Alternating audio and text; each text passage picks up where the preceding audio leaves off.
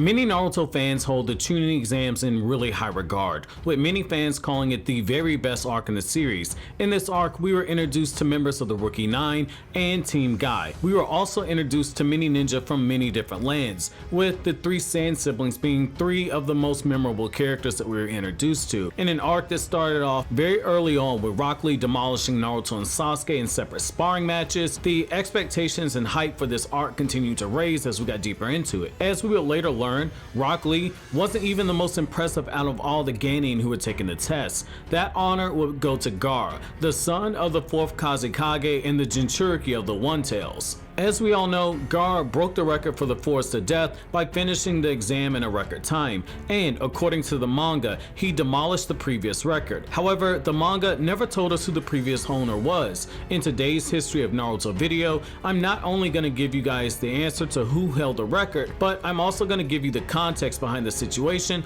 that led to the record being set in the very first place, and why, in my opinion, it might even possibly be even more impressive than what Gaara did during the Chunin exams. With so many amazing ninja who've come out of Konoha, there are quite a few potential names for who could have set the previous record. Was it Kakashi Hatake, the genius of his generation, and was so skilled that the future 4th Hokage openly acknowledged his skill? Was it Minato himself, the man who would go on to become Hokage and was known by all as the Yellow Flash, and famously garnered the reputation of a do not engage order during the Third Great Ninja War? Could it possibly have been one of the legendary Sannin? Well, the answer is that it's none of those. In fact, the person who set the previous record was none other than Itachi Uchiha. We learned this information in the very first Itachi novel, Itachi's Story Daylight, which I'll have linked down below for anyone who wants to read the novel and do so in a way that supports the channel as well as supports the official release. It's in the Itachi novel that we learned that not only did Itachi set the record for the forest to death, but he also did so alone, without the help of a team. While this might seem crazy, I like to point out a few things that the novel made clear,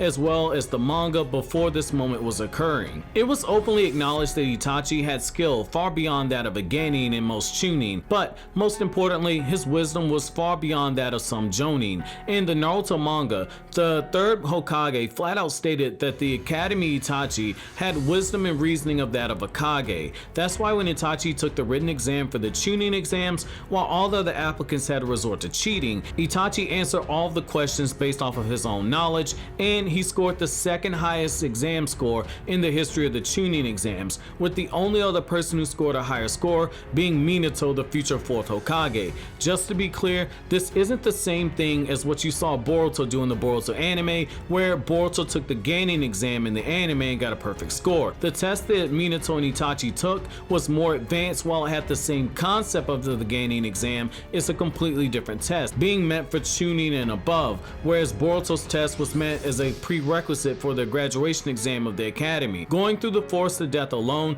Itachi finished in exactly 5 hours and 37 minutes, and could have possibly finished even faster if he hadn't been fighting with other teams to test his skill as a ninja. The passage I'm going to read to you guys comes from this novel, and it takes place just after Itachi uses his Sharingan to get the 2nd scroll, and he's finished playing around with the team that he's just beaten in battle. And it's here I'm going to begin quoting. Time elapsed in the 2nd exam, 5 hours and 37 minutes. This is a new record on the exam held on the 44th training ground. Taking into consideration this exam is given for 3-person cells, this record is flat out astonishing. As you listen to the voice of the Anbu with the white tiger mask, Danzo smiled faintly. This is what happens when you graduate from the academy in a single year. We should be on our way.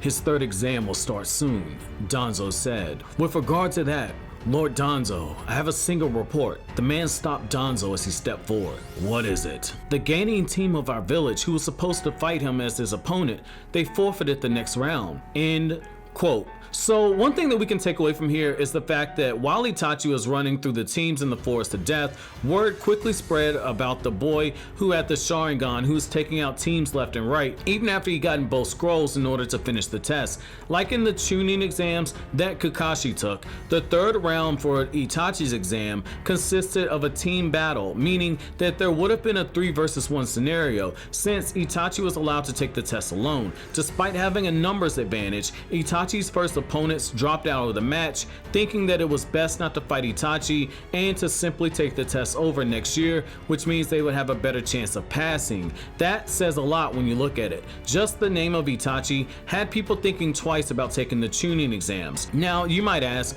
why was Itachi taking the Chunin exams alone? Well, the answer is that after Obito killed his teammate Tenma and his other teammate Shinko resigned as being a ninja, which I cover in another video on this channel, Itachi was placed on a team with fresh academy graduates. They weren't experienced enough to take the exams, but after standing out on missions where he often saved his Jonin sensei, one of the village elders finally stepped in and insisted that Itachi take the exams. When Fugaku learned that Itachi would take the exams alone, he had very high hopes for Itachi and had the utmost confidence that his son could pass the exams without any type of trouble. What I really love about this part of Itachi's life is that we start to see just what he meant when he told a very young Sasuke that when you're a genius and when you're the very best, you become arrogant, and that leads to people resenting you. These were the very first signs that Itachi was developing that arrogance. At this point in the timeline, he's already choosing to train alone instead of to train with his team. He's openly talking down about his sensei,